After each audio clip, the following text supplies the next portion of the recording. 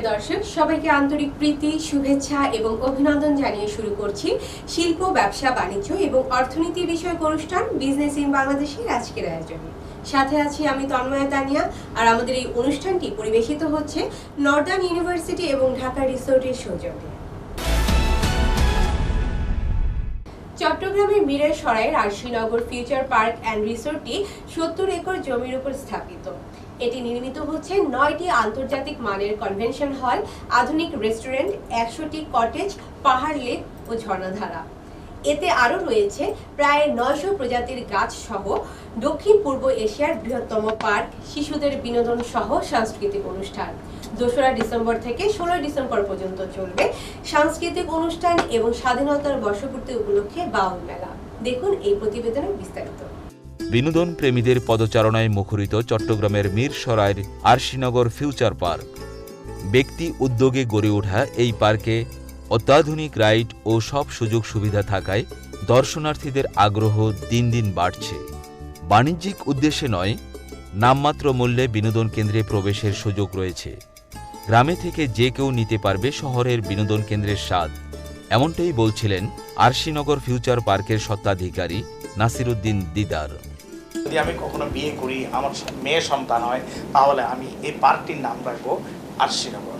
সেই আরশিনগর আমার 2001 সালে বিয়ে করার পরে আমার প্রথম মেয়েটি জন্ম নেয়, মুশরাফা মেহেরিন আরশি। আমি সেই দিন থেকে এই জায়গার নাম রেখে দিলাম আরশিনগর। আর তার মাঝেও আমার মেয়ের আরশি রাখার পিছনে আমি ছোটকাল থেকে সংস্কৃতি মনা, আমি কুষ্টিয়ার সেউডিয়া গ্রামের সে লালন সাইজির আমি বুকে ধারণ করে রাখতাম ছোট্টকালে, সেই নামে আমার মেয়েটির নাম আরশি আমি রেখেছি। এখানে আপনি ঢাকা চট্টগ্রাম মহাসড়কের পাশে, ঢাকা চট্টগ্রাম রেলওয়ের পাশে, দুই জায়গারই মধ্যখানে আরশিনগর ফিউচার পার্ক। এই ফিউচার পার্কে আপনি পাবেন 981 জাতের প্রজাতির গাছ। সেখানে পলজ গাছ, বনজ গাছ, মছল্লা এবং সৌন্দর্যবর্ধনের গাছ, পৃথিবীর বিভিন্ন দেশ থেকে গাছ এনে রোপণ করে আমাদের দেশের মাটির সাথে অ্যাডজাস্ট করে 11 জন বাগান কর্মচারী রাত দিন পরিশ্রম করে এই গাছগুলোকে বড় করেছে।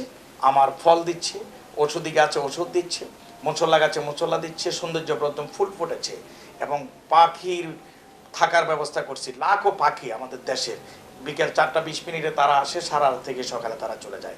এখানে আপনি পাবেন আন্তর্জাতিক মানের শপিং মল, যদিও এটা বিল্ডিং না হয়, আন্তর্জাতিক বিভিন্ন দেশের মানুষের নিত্য প্রয়োজনীয় দ্রব্য সামগ্রী স্বল্প মূল্যে আপনি পাচ্ছেন। আমরা নিজেরা ইম্পোর্টার, এখানে নিজস্ব তত্ত্বাবধানে আমাদের 300 কর্মচারী ছেলে মেয়ে কাজ করে যাচ্ছে। এখানে পাবেন আপনি কটেজ। এখানে আপনি যেহেতু মিরসরাই একটা economic zone, Bangabandhu economic zone, Bangabandhu শিল্প পার্ক, এখানে দেশ বিদেশে বিভিন্ন লোকজন এবং শিল্প মালিকেরা আসছেন, তারা থাকবেন কোথায় এবং পর্যটকেরা ঢাকা থেকে কক্সবাজার যাচ্ছে, মাঝামাঝি কোথায় থাকবে, সেই জন্য মাথায় এসেছে এটা বিশ্বমানের একটি কটেজ করব। 5 স্টার মানের কটেজ হচ্ছে 101টি। এর মধ্যে আমাদের 5টি চালু হয়ে গেছে, জানুয়ারিতে আরও 5টি, প্রতি মাসে 10টি করে কটেজ চালু হবে। আপনার ফ্যামিলি নিয়ে আপনি থাকতে পারবেন। এখানে বাচ্চাদের জন্য বিদেশি দেশি অনেক রাইডস, মেরিগোল্ড, বাম্পার কার, ট্রেন, এখানে আপনার নৌকা, প্যাডেল কার, প্যাডেল বোট, অনেক অনেক আছে। আপনি এখানে পাচ্ছেন রেস্টুরেন্ট, 3 স্টার 4 স্টার মানে রেস্টুরেন্টের শেফ, যাদেরকে আমরা বাঙালিরা বাবুর্চি বলি, তাদের রন্ধন শিল্পে 2000 রকমের খাবার আপনাকে ইনস্টল তৈরি করে দিচ্ছে। এখানে আপনি পাচ্ছেন গাছ গাছালি, পাখি, পিকনিক, 25টা পিকনিক পার্টি আপনি একসাথে, 25,000 লোকের ক্যাপাসিটি। আপনারা সরজমিনে দেখে আপনারা এটা বুঝে নেবেন। আরশিনগর না আসলে আপনার বুঝে ওঠার কোনো উপায় নেই। এখানে 25 থেকে 26টি বিয়ে প্রোগ্রাম, হিন্দু, মুসলিম, বৌদ্ধ, খ্রিস্টান, তাদের সবার জন্য অত্যাধুনিক আন্তর্জাতিক মানের সিঙ্গাপুর, থাইল্যান্ড, মালদ্বীপকে আমরা ফলো করে তাচ্ছে বাংলাদেশের সিঙ্গাপুর, মালদ্বীপ, আরশিনগর ফিউচার পার্ক। যারা ভ্রমণ পিপাসু, যারা প্রতি বছর ছেলে মেয়েকে ঘুরেন পারিবারিক বিনোদনের জন্য, আরশিনগর ফিউচার পার্ক। যদি কেউ আসেননি, এখনো জানেন না, আপনারা আসুন আরশিনগর ফিউচার পার্কে এসে আপনি এটা হোম কোয়ারেন্টাইন, করোনা আমাদের করোনা 19-এর একটি বিশেষ অক্সিজেন আপনি বিনে পয়সায় এখানে পাচ্ছেন। এখানে রাত দিন থাকার ব্যবস্থা, আনন্দের ব্যবস্থা, বিনোদনের ব্যবস্থা, এখানে লাইব্রেরি হচ্ছে, এখানে মসজিদ, বাংলাদেশের গণপ্রজাতন্ত্রী সরকারের মাননীয় প্রধানমন্ত্রী যে মডেল মসজিদের নেয়, এখানে একটা মসজিদ হয়েছে, 5 ওয়াক্ত নামাজ আপনি পড়তে পারবেন, মহিলাদের জন্য 5 ওয়াক্ত নামাজ পড়ার ব্যবস্থা আছে, প্রত্যেকটা কর্মকর্তা কর্মচারী নামাজ বাধ্যতামূলক, প্রতি সপ্তাহে কালচারাল প্রোগ্রাম আমার দেশের সংস্কৃতিকে মেনে, বাউল, লালন, ফোক, ব্যান্ড এবং আমাদের মুক্তিযুদ্ধের উপর নাচ গান এখানে হয়ে থাকে। সুতরাং সকল আনন্দের স্থান আরশিনগর ফিউচার পার্ক, চট্টগ্রাম। কালিয়াকৈর উপজেলার 9টি ইউনিয়নে ব্যাপক উন্নয়ন কাজ হয়েছে। বিশেষ করে বোয়ালি ইউনিয়নে 30 কিলোমিটার রাস্তা পাকা হয়েছে। 10 কোটি টাকা ব্যয়ে 2টি ব্রিজের কাজ চলমান। এলাকায় ব্যাপক উন্নয়ন হওয়ার ফলে মৌচাক হয়ে চা বাগান হয়ে ফুলবাড়িয়া পর্যন্ত রাস্তার 2 ধারে নতুন শিল্প কারখানা গড়ে উঠতে শুরু করেছে। এলাকার বেকার লোকদের কর্মসংস্থান সৃষ্টি হয়েছে। বিভিন্ন এলাকায় পর্যটন কেন্দ্র গড়ে উঠেছে। সব মিলিয়ে এখানকার মানুষের জীবনযাত্রার মান ব্যাপক উন্নয়ন হয়েছে। ইনশাল্লাহ আমি গরিব মানুষের পাশে থাকব, জনগণের সেবা করব, আমি রাস্তাঘাট, কালপাট, ব্রিজ সমস্ত কাজ করব এবং গরিব মানুষের যে সমস্ত পরিষদের মাধ্যমে অবদান আসবে, আমি সমস্ত জিনিস জনগণের মাঝে আমরা সঠিকভাবে বিতরণ করব। আমাদের পাশে একটা আশ্রয়ণ প্রকল্প আছে, একটা আশ্রয়ণ প্রকল্প পুষ্কুনি আছে। আমি সেই পুষ্কুনির আরও উন্নয়নের কাজ করার জন্য প্রস্তুত আছি এবং কি আমার এই সবচেয়ে গরিব মানুষ আমাদের প্রধানমন্ত্রী শেখ হাসিনা আমাদের এই বান্দাবাড়ি একটা আশ্রয়ণ প্রকল্প এনে দিয়েছে। এখানে 160টা বুথ আছে। আমি আমাদের আমাদের এই ওয়ার্ডের নিম্ন স্তরের গরিব মানুষ আমাদের এই গ্রামে বসবাস করে, তাদেরকে আমি সার্বিক সহযোগিতা করব এবং কি আমি সরকারের কাছে বিনীতভাবে অনুরোধ করতেছি যে আমাদের ওয়ার্ডে জানি সুষ্ঠু ভোট হয়। আমাদের সরকার, প্রধানমন্ত্রী শেখ হাসিনা এদিকে দৃষ্টি আকর্ষণ রাখবেন যাতে সুষ্ঠু ভোট হয় এবং কি প্রশাসনের প্রতি আমি দৃষ্টি আকর্ষণ করব যাতে সুষ্ঠু ভোট হয়। গত 5 বছর আগে আমি নির্বাচিত হওয়ার পরে আমাদের উপজেলা পরিষদের মিটিংয়ে সর্বপ্রথম এই ইউনিয়নকে অনগ্রসর এবং পশ্চাৎপদ ইউনিয়ন হিসাবে চিহ্নিত করে এটাকে সমতায় কীভাবে আনা যায় সেই জন্য রেজুলেশনে অন্তর্ভুক্ত করার পরে আমাদের মাননীয় মন্ত্রী আলহাজ অ্যাডভোকেট আকম মোজাম্মেল হক মহোদয় তিনি এই ইউনিয়নের সব ইউনিয়নের চাইতে সবচেয়ে বেশি বরাদ্দ দিয়েছেন এবং ইতিমধ্যেই এই ইউনিয়নে প্রায় 20 কিলোমিটারের মতো রাস্তা পাকা হয়েছে, প্রায় 15-17 কিলোমিটারের মতো রাস্তা ব্রিক্সারিং হয়েছে, এইচবিবি হয়েছে প্রায় 7-8 কিলোমিটার রাস্তা এবং আমাদের নলুয়াতে এবং নড়াখালীতে 8.5 কোটি টাকা ব্যয়ে ব্রিজ নির্মিত হচ্ছে এবং নড়াখালীতে 6.5 কোটি টাকা ব্যয়ে ব্রিজ নির্মিত হচ্ছে। 3টা হাই স্কুল, 2টা হাই স্কুলের 4তলা ভবন নির্মিত হয়েছে, আরেকটির কাজ চলছে। আমার গ্রাম আমার শহর যে কর্মসূচি ঘোষণা করেছেন তারই আওতায় ইতিমধ্যে বাড়ি বাড়ি রাস্তা এবং বাড়ি বাড়ি সাপ্লাই ওয়াটার এবং ঘরে ঘরে বিদ্যুৎ, মানুষের হাতে হাতে মোবাইল, এই যে উন্নয়ন এবং বঙ্গবন্ধুর যে সোনার বাংলা গড়ার স্বপ্ন, সেই স্বপ্ন বাস্তবায়নের জন্য শেখ হাসিনা যে কাজ করছেন সেই কাজের অংশ হিসাবে আমি একজন আওয়ামী লীগের কর্মী এবং জনগণের প্রতিনিধি হিসাবে সেই বঙ্গবন্ধুর সোনার বাংলা গড়ার যে কর্মসূচি শেখ হাসিনা হাতে নিয়েছেন সেটা বাস্তবায়নের জন্য আমি দিনরাত পরিশ্রম করে মানুষের সাথে নিয়ে আমি কাজ করে যাচ্ছি। তো আমাদের এই ইউনিয়নে নানাবিধ সমস্যা রয়েছে। প্রথম প্রধান সমস্যা যেটা হলো অবকাঠামো, রাস্তাঘাট। এখানে বিদ্যুতের সমস্যা আছে এবং এখানকার মানুষ বেশিরভাগ খেটে খাওয়া এবং তাদের ভালো কর্মসংস্থানের ব্যবস্থা এখানে নেই। এখানে মানুষের যে নাগরিক যে সেবাটা এটার অপ্রতুলতা রয়েছে।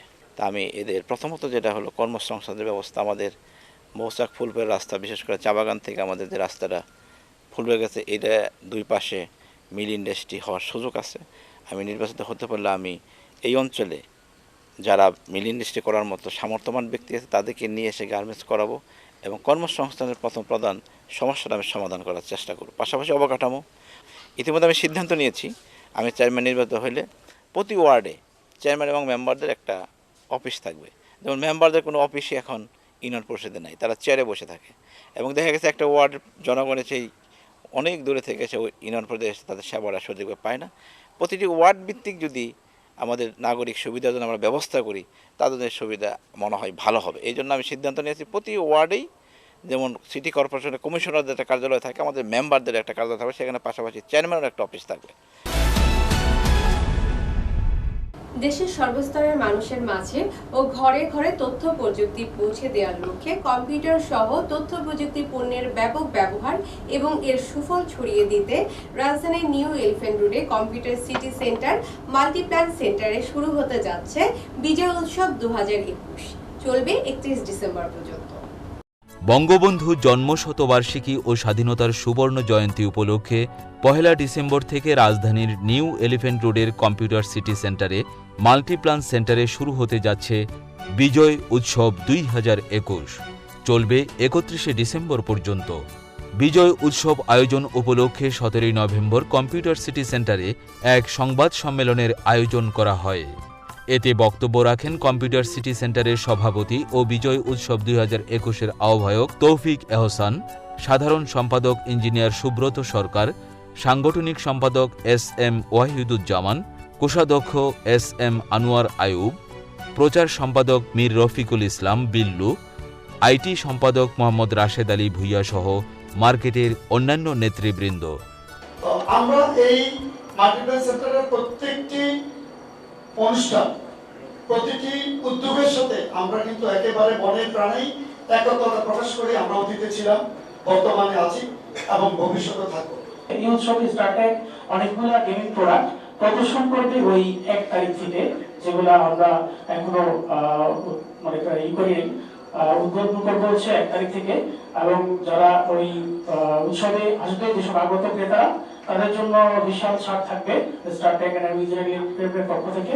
তহফুলে আমরা যদি মনে করি যে সারা বাংলাদেশের যে মূল হাব এলিফ্যান্ট রোড, এবং এলিফ্যান্ট রোডের প্রাণ কেন্দ্রটাই হচ্ছে আসলে মাল্টিপ্ল্যান। দক্ষিণ পূর্ব এশিয়ার মধ্যে বৃহত্তম আইটি পণ্যের শপিং মল হিসেবে ইতোমধ্যে সম্পূর্ণ শীতাতপ নিয়ন্ত্রিত কম্পিউটার সিটি সেন্টার পরিচিতি লাভ করেছে। প্রথম থেকে 10ম তলা পর্যন্ত বিশাল জায়গা জুড়ে এ মার্কেটে 750টি প্রতিষ্ঠান তথ্য প্রযুক্তি শিল্পের সর্বাধুনিক প্রযুক্তি পণ্য ও কলাকৌশল প্রদর্শন করবে। প্রযুক্তি পণ্যের আমদানিকারক ও ব্যবসায়ীরা তাদের পণ্যের বিপণন ও প্রদর্শন করবে এই বিজয় উৎসবে। বিজয় উৎসবে থাকবে পণ্যের উপর বিশেষ মূল্য ছাড়, বিভিন্ন অফার, উপহার সামগ্রী সহ বিভিন্ন ইভেন্টের আয়োজন। থাকবে মুজিব শতবর্ষের আলোচনা সভা, সেমিনার, ডিজিটাল বাংলাদেশ বিষয়ক বিশেষ প্রেজেন্টেশন।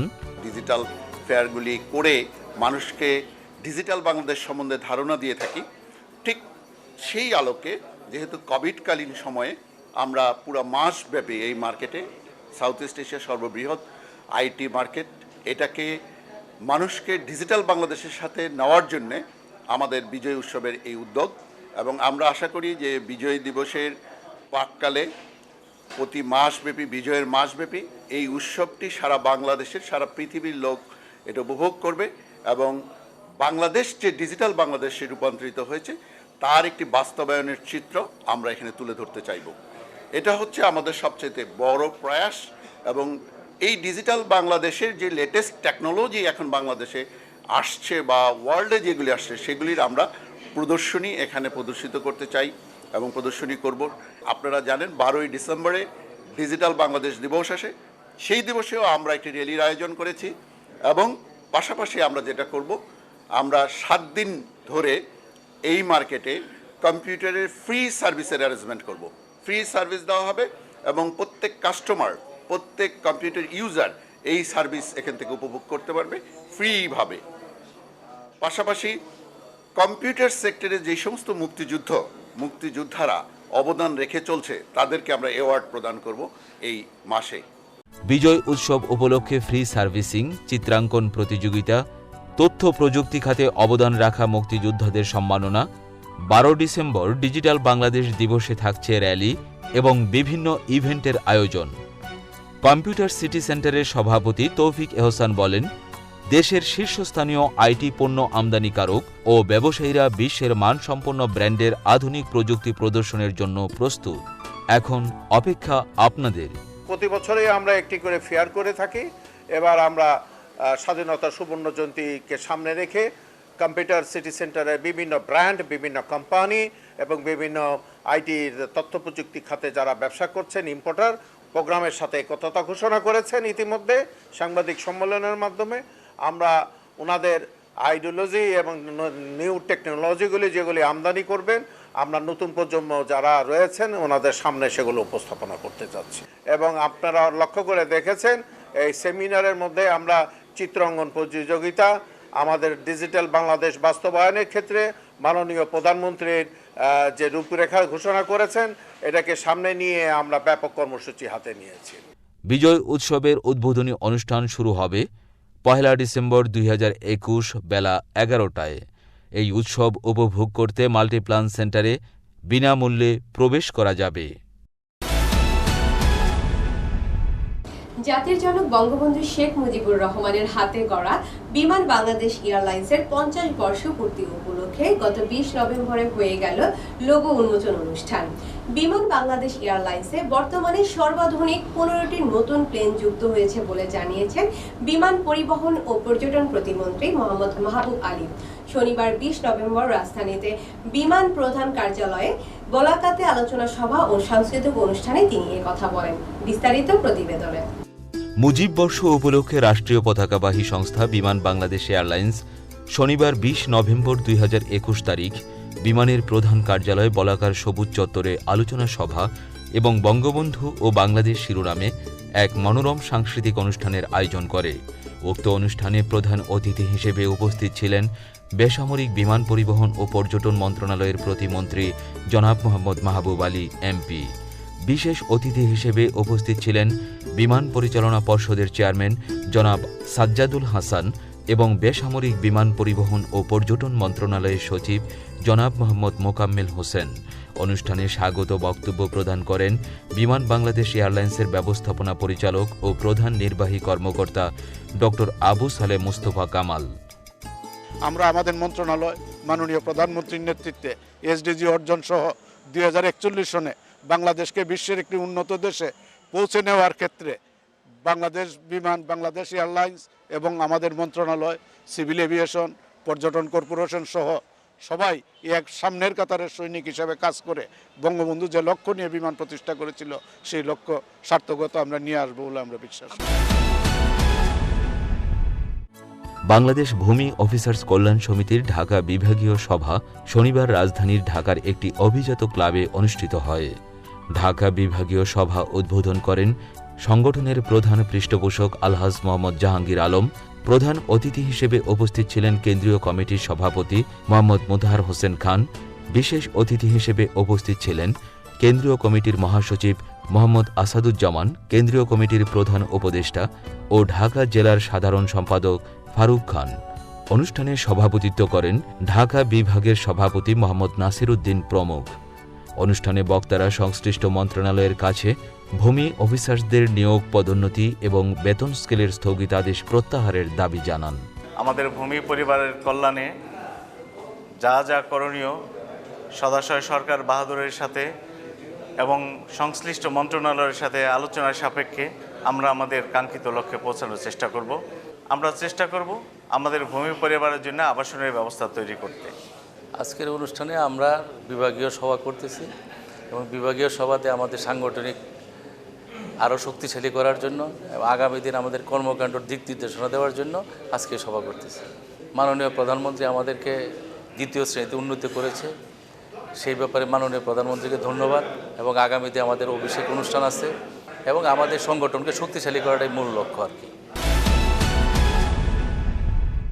সুপ্রিয় দর্শক, আপনারা দেখছেন বিজনেস ইন বাংলাদেশ। অনুষ্ঠানের এই পর্যায়ে দেখবেন নর্দার্ন ইউনিভার্সিটি বাংলাদেশের বিজনেস ডে উপলক্ষে একটি বিশেষ প্রতিবেদন।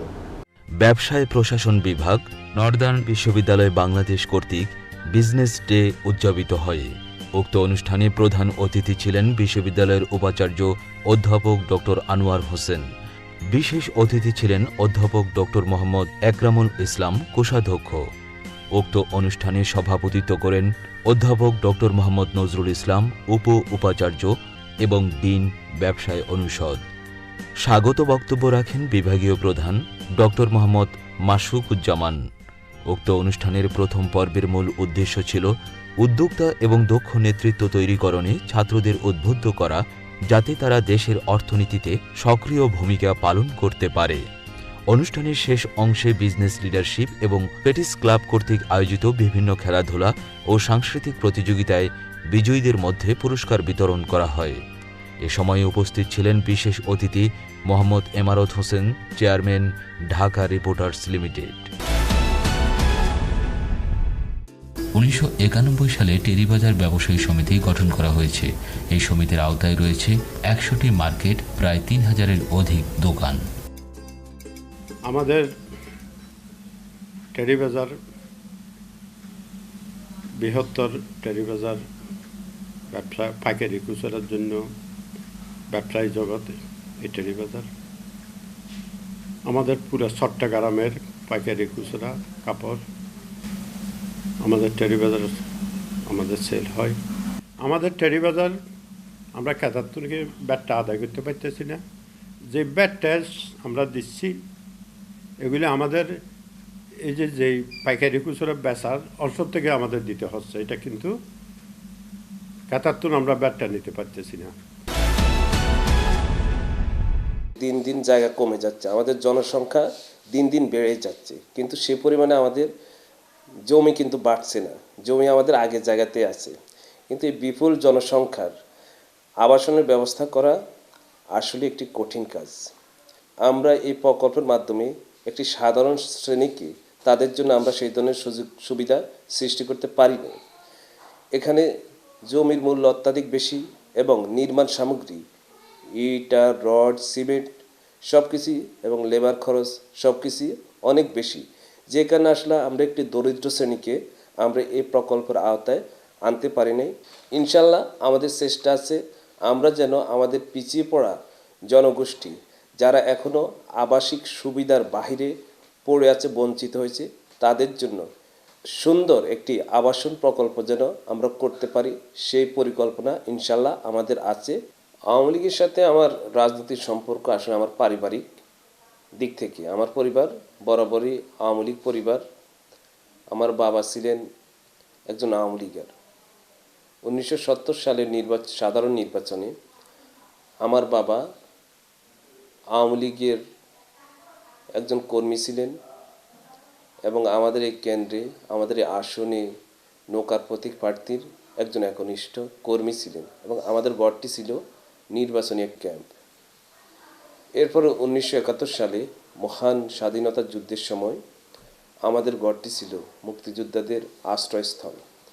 আসলে আমি একজন সমাজকর্মী, সমাজের ভালো মন্দ বিষয়গুলো আমাকে সবসময় তাড়া দেয়। সেই দৃষ্টিভঙ্গি থেকে আমি সবসময় সমাজের মানুষের জন্য কিছু করার চেষ্টা করেছি। এলাকার উন্নয়নে আমি আমার ব্যক্তিগত অবস্থান থেকে সবসময় কাজ করে আসছি। সেই দৃষ্টিভঙ্গি থেকে আমার এলাকার জনগণ আমার প্রতি খুবই আস্থাশীল। জনগণ আমাকে বারবার উৎসাহিত করতেছে আমি যেন ইউপি নির্বাচনে চেয়ারম্যান পদপ্রার্থী হই। তাই আমি ইচ্ছা পোষণ করছি আমি ইনশাল্লাহ আগামী ইউপি নির্বাচনে আমি চেয়ারম্যান পদপ্রার্থী হব। জনগণের উদ্দেশ্যে আমার প্রতিশ্রুতি, ইনশাল্লাহ আমি জনগণের ন্যায্য পাওনা তাদেরকে আমি সঠিকভাবে বুঝিয়ে দেব। আমি ইনশাল্লাহ কোনো দুর্নীতি করব না, অনিয়ম করব না, লুটপাট করব না এবং এই সকল বিষয়ের বিরুদ্ধে সবসময় আমার শক্ত অবস্থান থাকবে। প্রিয় দর্শক, ঘড়ির কাঁটা বলছে আজ সময় হাতে একেবারেই নেই। আমাদের এই অনুষ্ঠানে আপনার প্রতিষ্ঠানের অর্থনীতি বিষয়ক যে কোনো অনুষ্ঠান সম্প্রচার করতে হলে আমাদেরকে ইমেল করুন businessinbangladesh@gmail.com-এ। আপনারা অনুষ্ঠানটি ইউটিউবে দেখতে চাইলে সাবস্ক্রাইব করুন youtube/businessinbangladesh@ATN বাংলায়। আবারও দেখা হবে আগামী সপ্তাহে ঠিক একই দিনে একই সময়। সে পর্যন্ত সবাই ভালো থাকুন, সুস্থ থাকুন। খোদা হাফেজ।